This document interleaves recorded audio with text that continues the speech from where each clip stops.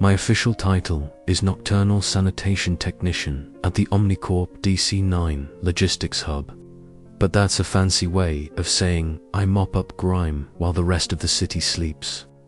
It wasn't the future I planned for after flunking out of community college. But my car's engine had seized on the freeway and rent was due. The night shift offered a premium, a few extra bucks an hour that felt like a lifeline. I told everyone, and myself, it was just for a little while. That was 6 months ago. The facility is a monster. A windowless cube of precast concrete dropped in the middle of a desolate industrial park. By day, you might see the distant shimmer of the city skyline. But at night, all that exists is the sodium vapor glow from the streetlights and the endless black of the desert beyond. The hub operates around the clock, but the overnight team is a ghost crew compared to the daytime bustle. Maybe 30 souls scattered across 1 million square feet of warehouse space. I'm on from 11 p.m. to 7 a.m. 6 nights a week. My manager is a guy named Marcus, a lifer who'd been with Omnicorp since they broke ground on this place. He was the one who walked me through the job, pointing out the cleaning stations, the priority zones, break rooms, bathrooms, and the main sorting floor where robotic arms and conveyor belts did most of the heavy lifting. All standard operating procedure. Marcus was also the one who handed me the list. It was printed on a stiff plastic card, the kind you'd attach to a work ID, 5 rules, written in a sterile, blocky font. No preamble, no explanation. He gave it to me on my first night, right after he'd shown me how to operate the floor polisher. "Keep this on you," he'd said, his voice flat, at all times. I chuckled, assuming it was some kind of newbie prank, like the stories I'd heard about sending the new guy to find a shelf stretcher. But Marcus didn't crack a smile. He just stood there under the buzzing fluorescent lights of the supply corridor, his expression unreadable. "These aren't guidelines, Leo. This is how you stay safe, how you keep this job." I looked down at the card. The 5 rules seemed odd, but manageable enough. Quirky, I thought. I asked him what happens if you break one. He looked down the long, empty corridor towards the back of the facility, towards a section I hadn't been shown yet. It was a wing marked only as the Annex, its door sealed with a heavy-duty magnetic lock. "You don't want to know," he said. That was 5 months and 3 weeks ago. Tonight, I'm starting to think he wasn't exaggerating. The plastic card lived in my wallet for the first couple of months.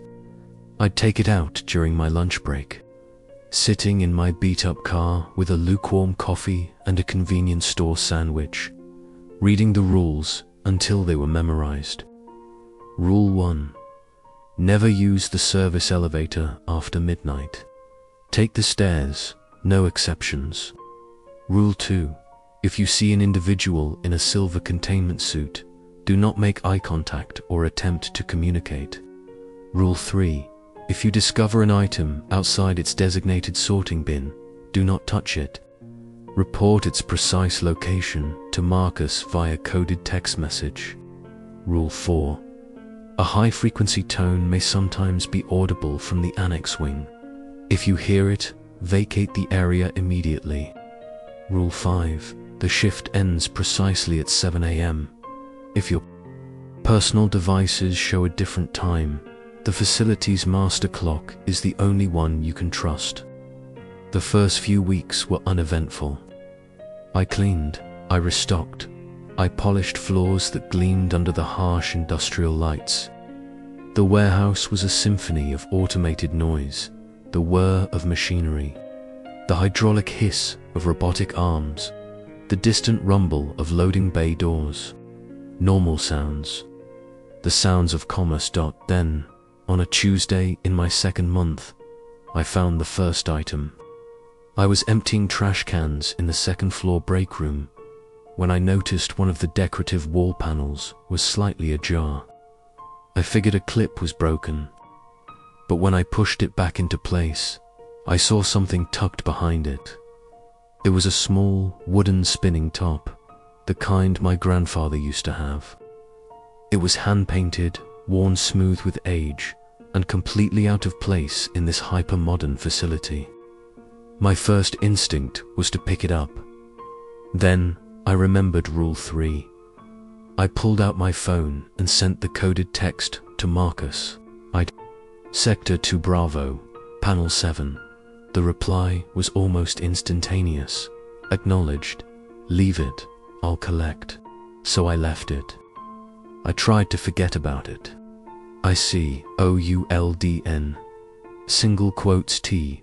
After that, the items started appearing more frequently. I found a tarnished silver locket behind a fire extinguisher case. I found a sealed medical vial filled with a strange, iridescent liquid, tucked into the maintenance crawl space above the men's room. Once, I even found a single, child-sized leather shoe inside a paper towel dispenser. Small things, always out of place, always hidden. I reported every single one. Marcus's reply was always the same. Acknowledged. Leave it. On a night about 2 months ago, I was sweeping the mezzanine level, overlooking the main sorting floor when I heard the sound. It was a faint, high-pitched whine, like a dog whistle, just at the edge of human hearing. I checked my watch. 3:42 a.m. The annex was on the first floor. At the far end of the building, a good quarter-mile away through a maze of shelves. I remembered Rule 4, vacate the area immediately. But I was curious. It's a character flaw. Always has been. Got me into trouble more than once. What kind of sound could it be?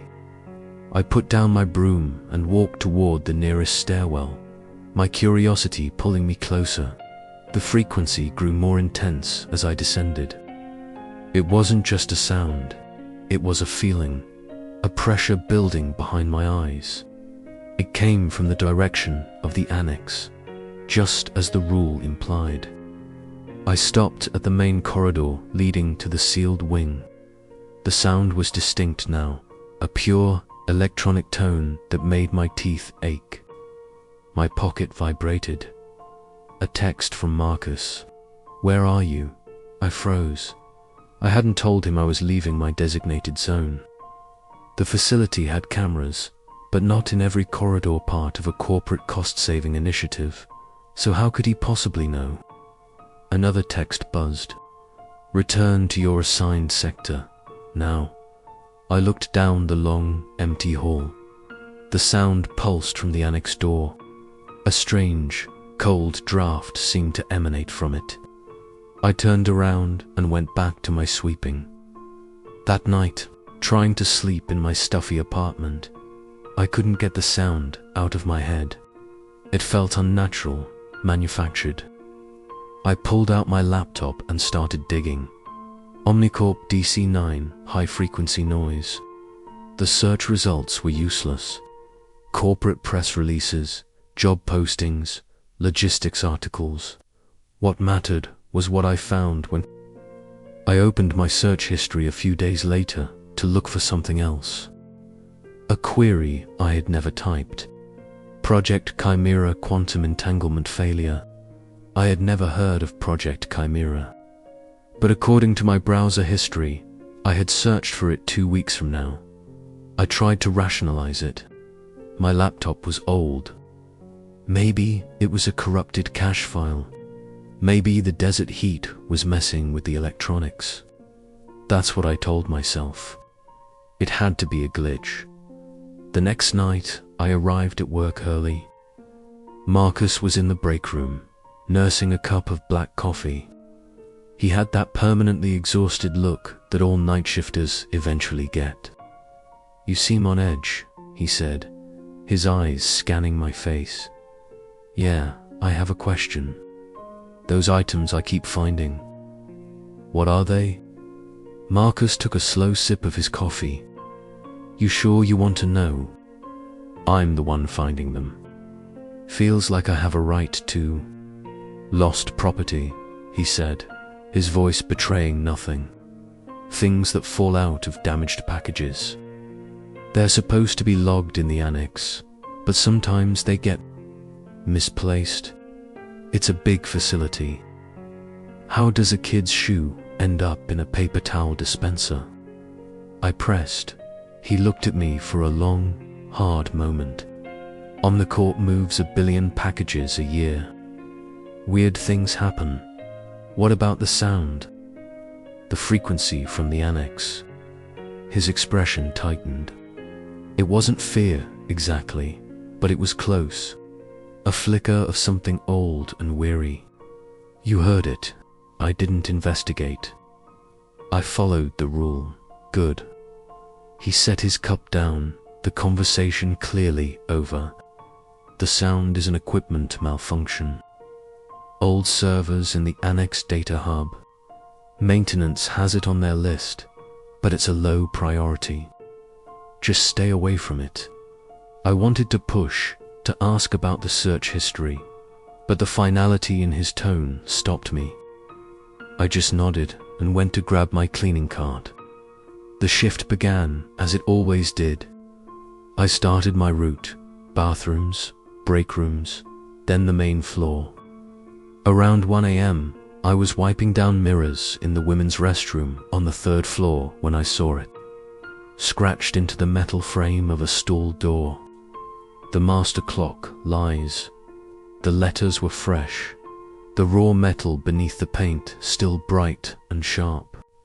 Someone had carved it recently. I thought about Rule 5, the one about trusting the facility's clock over my own devices. Someone else knew. Someone else had been warned. Or was someone else trying to warn me? I pulled out my phone to snap a picture, and then I stopped. The time on my screen was 4:18 a.m., but I'd only been on shift for a couple of hours. It should have been just after 1. I bolted from the bathroom and looked at the large, digital master clock on the corridor wall. 1:12 a.m., my phone was off by 3 hours. I rebooted it, my heart pounding. When it powered back on, the time had corrected itself. 1:13 a.m. normal. It was just a glitch. It had to be. But the unease was a cold knot in my stomach now. I couldn't shake the feeling that the building itself was messing with me. I forced myself to continue my route, trying to get lost in the repetitive work. Wipe the counters, empty the bins, mop the floors, but my senses were on high alert. I kept catching flickers of movement in my peripheral vision. Shadows that seemed to stretch and twist in unnatural ways. At one point, I swore I saw a person standing at the far end of an aisle, watching me. When I looked again, there was nothing there. Around 3 a.m., I was cleaning the 1st floor break room when I saw him. A man in a silver containment suit, standing by the snack machines. His back was to me. He was perfectly motionless, just standing there. I almost called out, almost asked if he was with the maintenance crew. Then I remembered Rule 2. Do not make eye contact or attempt to communicate. I kept my head down and continued wiping tables. My movements stiff and unnatural. The man didn't move. He didn't turn. I could see his reflection in the glass of the vending machine, and what I saw made my blood run cold. His faceplate was pressed directly against the glass, not looking at the snacks, just pressed there as if he were trying to phase through the machine itself. His posture was all wrong. Something about him was fundamentally inhuman. I finished my work in that room faster than I ever had before. My hands were trembling. As I backed out of the doorway, I glanced back. The man in the silver suit was gone. The rest of the night was a blur.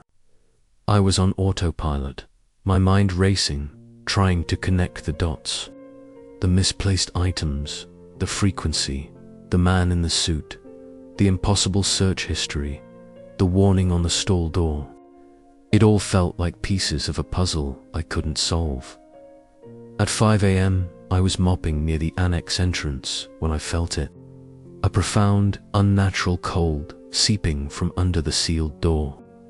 It was the kind of cold that felt like it was sucking the heat right out of your bones. I remembered Rule 4 about the frequency. But this was different. This was a presence. I sent a text to Marcus. Anomalous temperature drop at annex door. Reporting.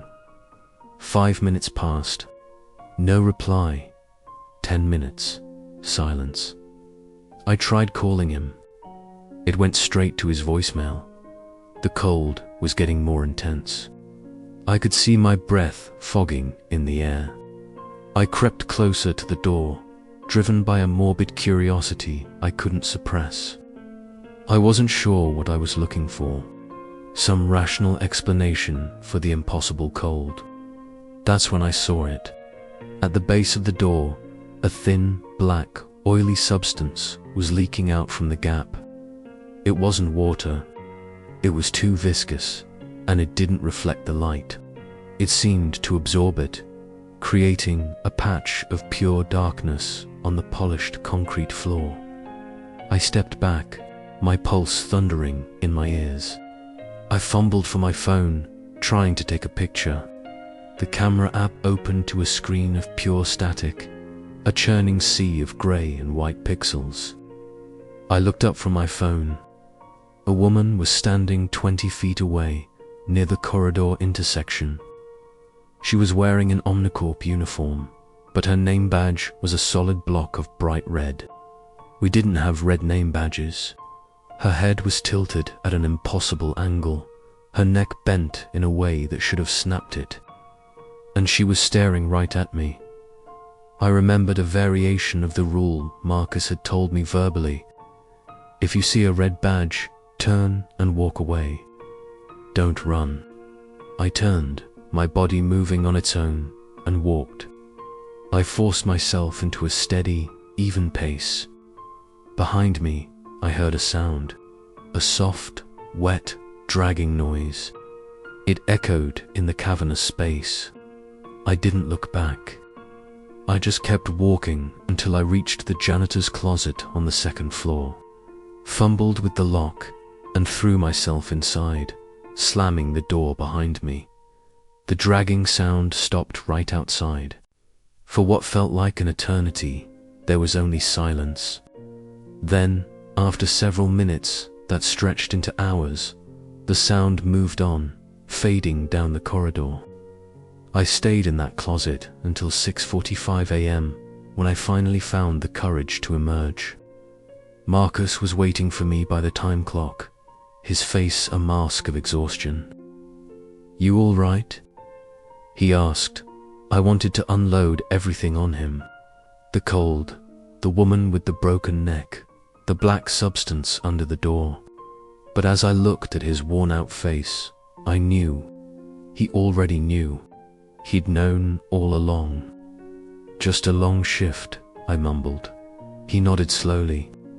"They get that way." I clocked out and drove home as the first hints of dawn broke over the mountains, bathing the desert in pale light. The future date from my browser history was 2 weeks away. I had no clue what it meant, but I had a sickening feeling I was about to find out. The following days were spent in a haze of paranoid research. I sat in my lonely apartment, my laptop open, diving into the history of the DC-9 facility. I searched for anything incidents, accidents. Why a logistics hub in the middle of nowhere would need a set of rules straight out of a horror novel. The public records were sparse. The facility opened 3 years ago, built on a huge tract of land that had been vacant for decades. Before that, it was in the 1980s, the Department of Energy had operated a research facility on a portion of the property.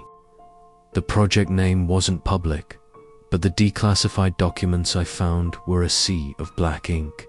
Entire pages were redacted. But I found a few stray phrases that hadn't been censored. Unstable quantum states, extra-dimensional bleed, and containment protocol failure. One report mentioned improper site, decommissioning and lingering energy signatures. Before the facility was abandoned in 1991, the land sat unused for 30 years after that. Too volatile for any other project, apparently, but just fine for a massive corporate warehouse. Did Marcus know? Did My phone buzzed. A text from Marcus. You working tonight? Yeah, 11 p.m. Good. Come in an hour early. We need to talk. My office. I got to the warehouse as the sun was setting, casting long, distorted shadows across the parking lot. Marcus was in his small, glass-walled office overlooking the sorting floor. He looked even more tired than usual. You've been digging, he said. It wasn't a question. How do you know? The company's network security flags certain keywords. Quantum, containment failure, Project Chimera. You set off a dozen alarms yesterday. I was just curious. Curiosity is dangerous here, Leo. It gets people transferred. Or worse. He gestured for me to sit. You want to know what's really going on in this place? He pointed out at the vast warehouse floor, towards the sealed annex wing. Yes, I do. Marcus leaned back in his chair, the springs groaning in protest. The warehouse was built directly on top of the old DOE lab. The one from your research? When they poured the foundation, they didn't do a full deep excavation. Just built over it. It saved them millions. What was in the lab? They were studying quantum mechanics, trying to create stable pocket dimensions for data storage. Theoretical physics. I don't know all the science, and I don't want to, but whatever they were doing, it went wrong. Badly wrong. What do you mean, wrong? Reality bleed, he said, the words sounding absurd in the sterile office. The barriers between timelines are thin here. Objects from other realities, other histories, bleed through. People see things that aren't there, or things that are, but from a different time, he sighed. The items you find, they're not from our world. Not exactly. They're echoes, artifacts from alternate timelines. The annex is the epicenter because it's built directly over the old reactor core of the lab. That's where the bleed is strongest. I thought about the search history. The date 2 weeks away, so Omnicorp knows. They know this place is broken. Marcus gave a short, humorless laugh. Of course they know. They've known since day one. But this facility is a critical node in their logistics network. Shutting it down would cost them a fortune. As long as we manage the incidents, as long as we follow the rules. They've deemed the risk acceptable.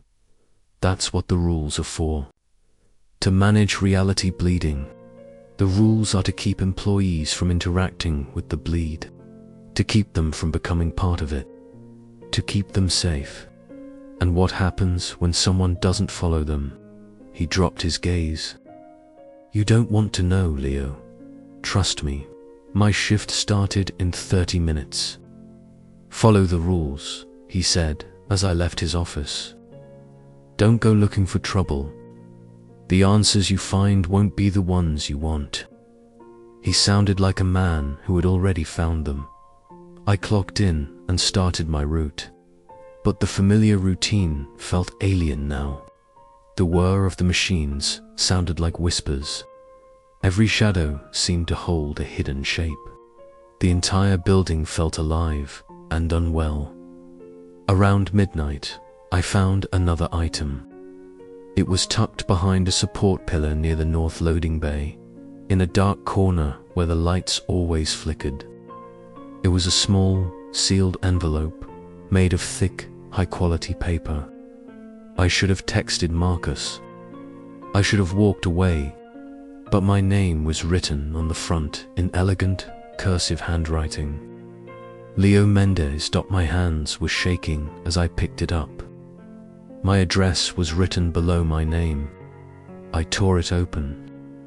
Inside was a single sheet of paper. It was a certificate. A death certificate. It had my name, my date of birth, my parents' names, and a date of death. October 29th. Today was October 15th. 2 weeks. Exactly 2 weeks. Cause of death was listed as workplace incident. My vision swam. My heart hammered against my ribs. I could feel the cold sweat on my skin despite the air conditioning. The paper felt warm in my hand, and for a second, I thought I could feel a faint vibration coming from it. A pulse. I violated Rule 3.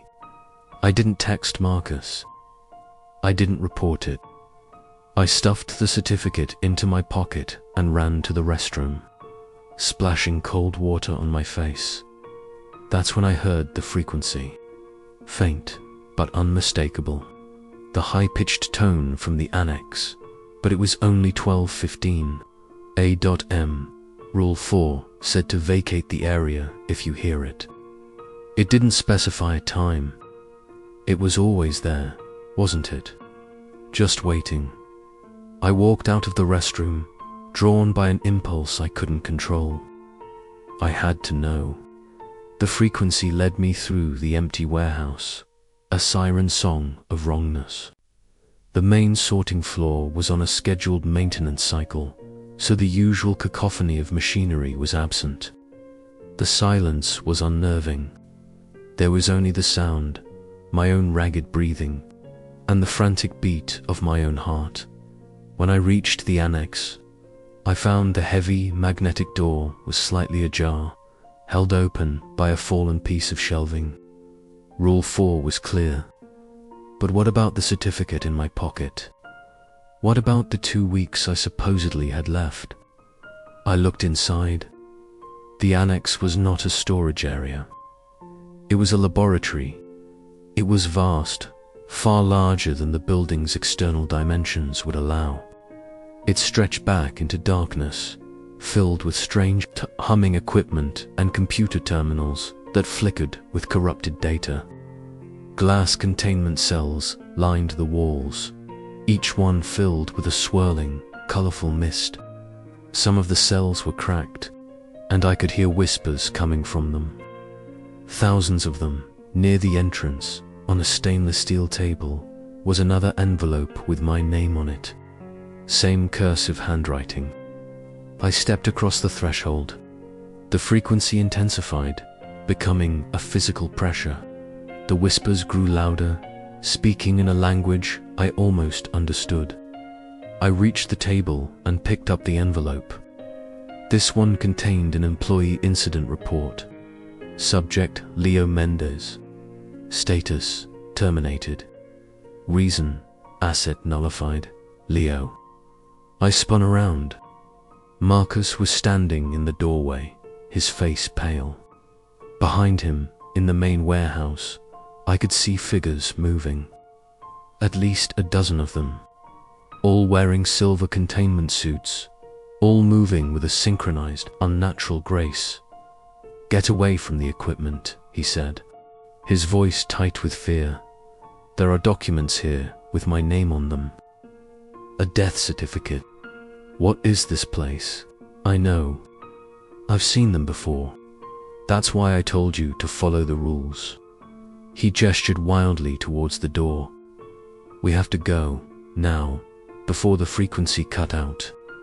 The sudden, absolute silence was more terrifying than the noise. Then the glass containment cells began to vibrate. The swirling mists inside them solidified. Cracks spiderwebbed across the glass. Marcus grabbed my arm, yanking me towards the door. "Run." We sprinted through the main floor, past the silent, hulking machinery. Behind us, I heard the sound of shattering glass, the sound of thousands of whispers becoming a single, deafening roar, and something else, a skittering sound, the sound of things that didn't belong in this world, now free. Marcus led me down a service corridor I'd never seen before, past a series of locked doors, and into a concrete stairwell. We went down. The stairs were marked sublevel, access authorized personnel only. "There's a basement." I gasped, my lungs on fire. "It's an emergency tunnel. Connects to the old lab's infrastructure." He didn't slow down. "It's our only chance." The stairwell was tight, claustrophobic, lit by emergency lights that cast long, dancing shadows. We descended 3 flights before stopping at a heavy steel door with a wheel lock. "Listen to me," he said, panting. "What you saw up there, the bleed, it's coming from different timelines. The contamination from the old lab reactor creates what the original scientists called a convergence. Past, present, and future all folding in on each other. Scientists. What scientists? Omnicorp hired a secret team when they first opened the facility. Physicists, experts in quantum mechanics. They studied it, wrote reports, recommended a full site per. Corporate classified the reports and created the rules instead. He wiped sweat from his brow. The documents with your name on them are from possible futures.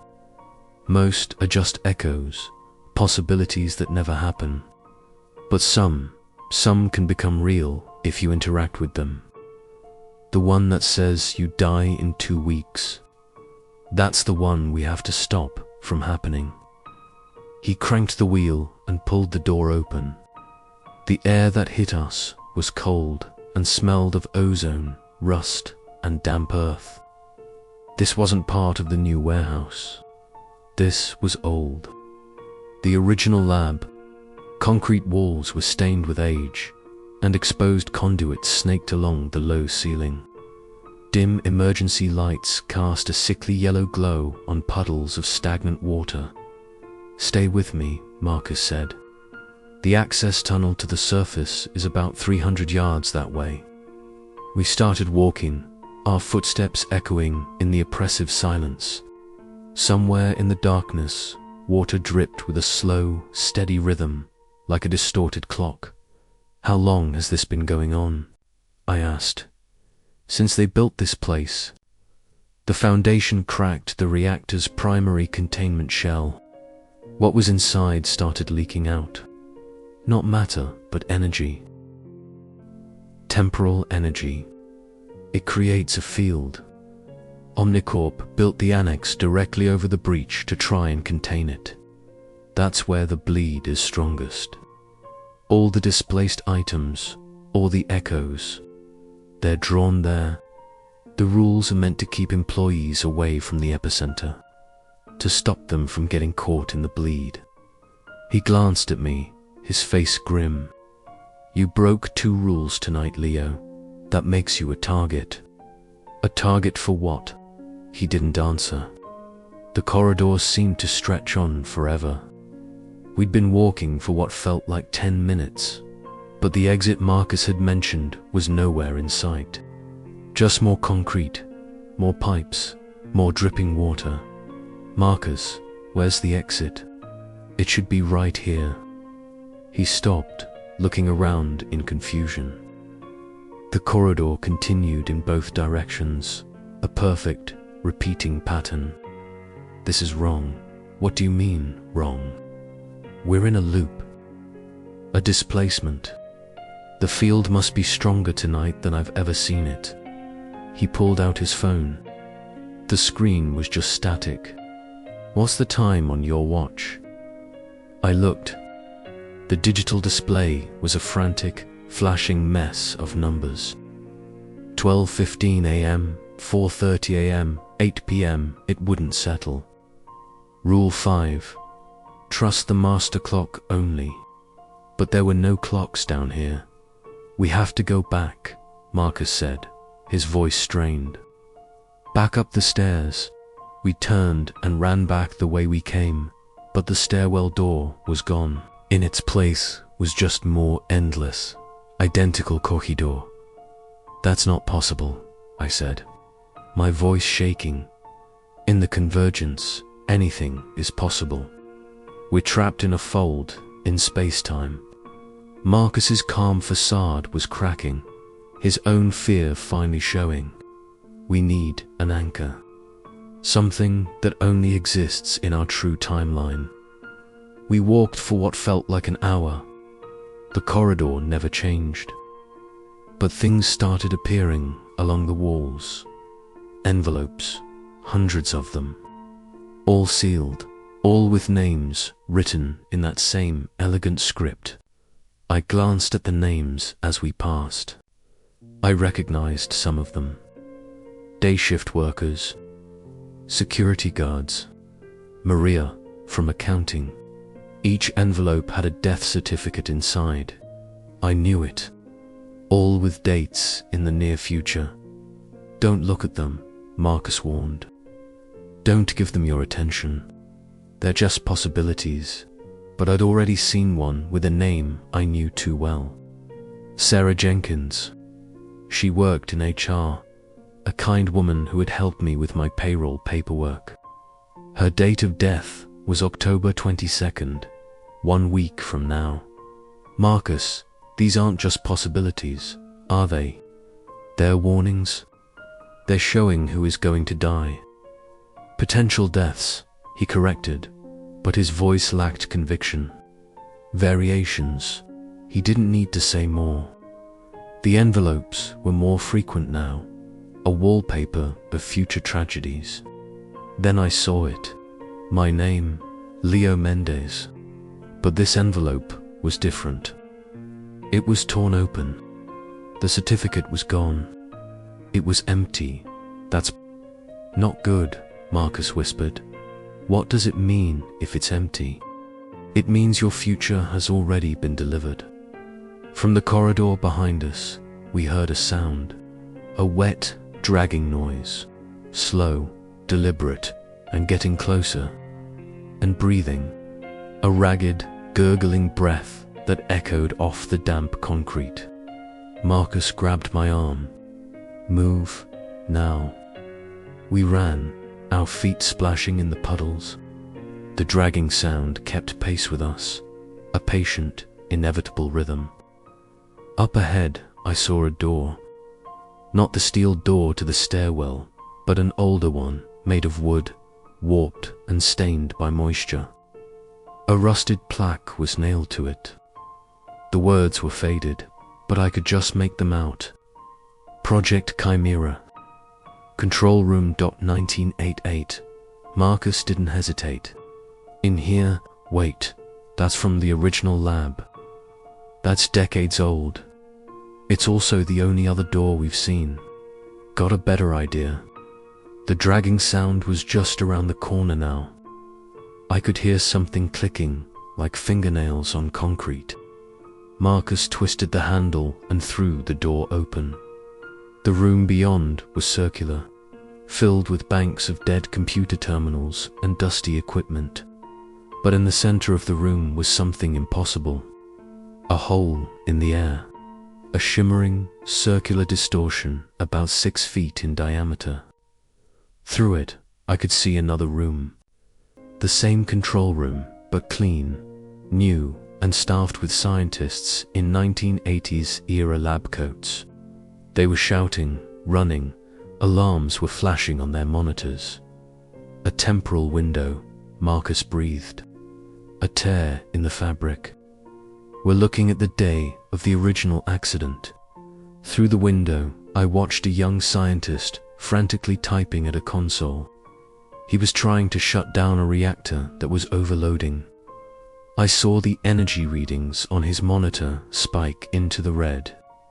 I saw the fear on his face as he realized it was too late. Behind us, in the corridor, the dragging stopped.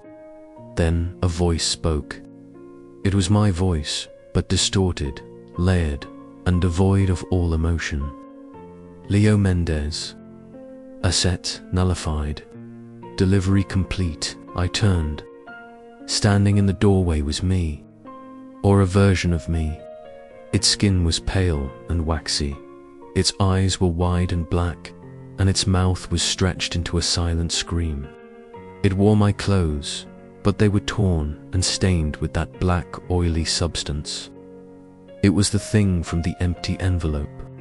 My delivered future. It took a lurching step into the room.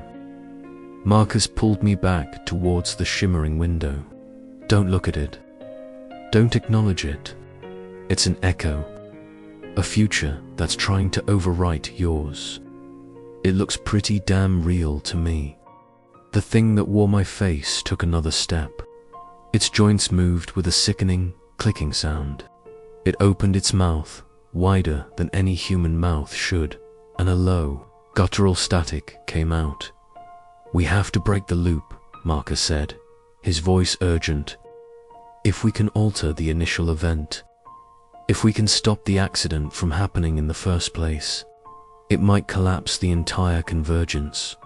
How do we do that? Through there, he pointed at the window. We go through the temporal window into the past, and we give them the shutdown codes before the cascade failure. That's insane. We're out of options, Leo. The thing was halfway across the room now. It's dead, black eyes fixed on me. It raised a hand, its fingers elongating into sharp black talons. Marcus grabbed a heavy metal stool and hurled it at the window. There was no glass, but the shimmering distortion rippled violently. Jump, he yelled. He grabbed my shirt and shoved me forward. We leaped through the hole in reality. The sensation was like being plunged into ice water and fire at the same time. My senses screamed. My vision dissolved into a kaleidoscope of color and light. For a timeless moment, I was everywhere and nowhere. Then my feet slammed onto a solid floor. We were in the control room. The new, clean, 1988 version. The alarms were blaring. The scientists were in a panic. They couldn't see us. We were out of phase, like ghosts. Stay focused, Marcus whispered, his voice shaky. We're not really here.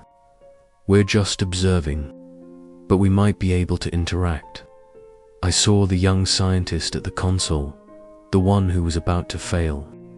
He was frantically trying to input a series of override commands, but the system was locking him out. The cascade is irreversible. He shouted to his supervisor. The shutdown codes, Marcus said to me. Where are they?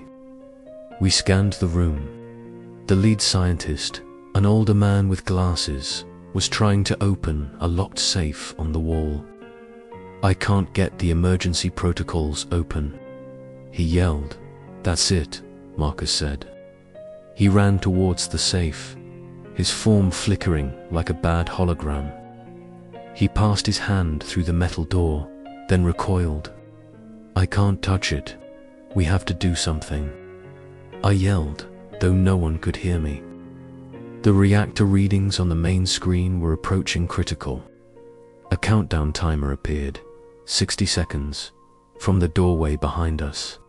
The one we'd come through, a black, oily tendril snaked into the room. The nullified version of me was trying to follow us through time. The console, I said, pointing at the young scientist's station. If we can get the codes to him. I ran to the monitor. I couldn't touch the keyboard, But maybe I could do something else.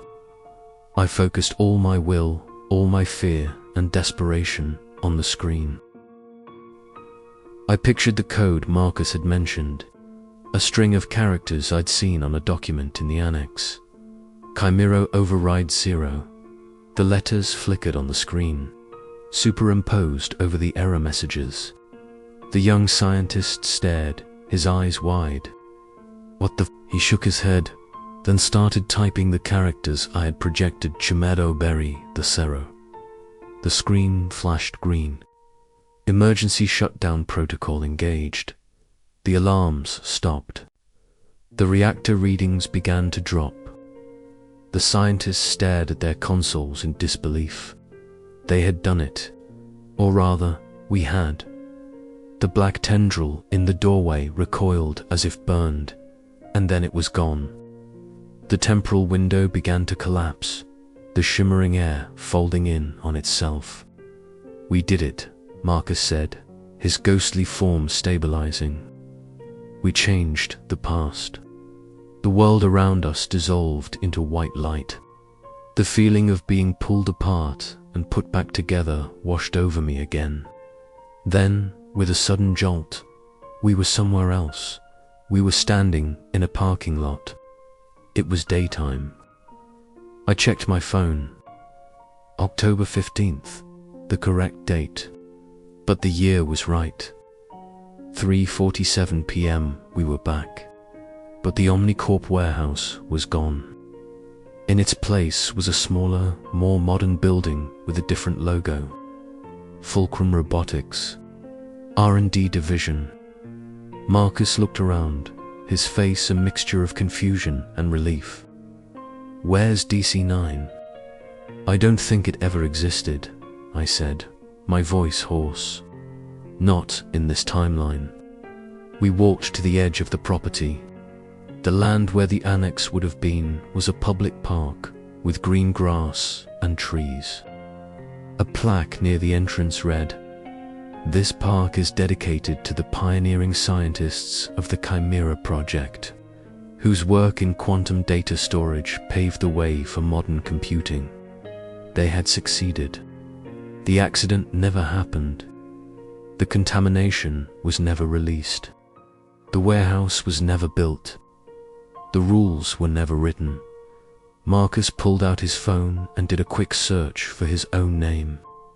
He stared at the screen.